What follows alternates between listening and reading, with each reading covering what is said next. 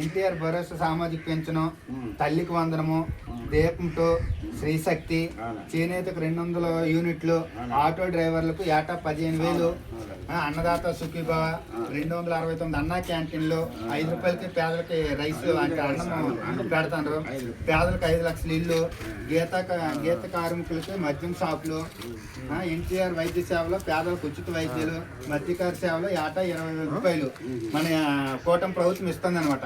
అందుకే door to door campaign చేయడానికి వచ్చాము. మీకే పెన్షన్ వస్తుంది? ఎంత వస్తుంది?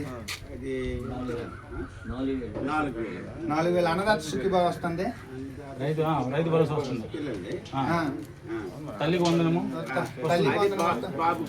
వచ్చిందే. ఓకే. ఏడాదికి 3 గ్యాస్ సిలిండర్లు వస్తాయి, వచ్చాయి.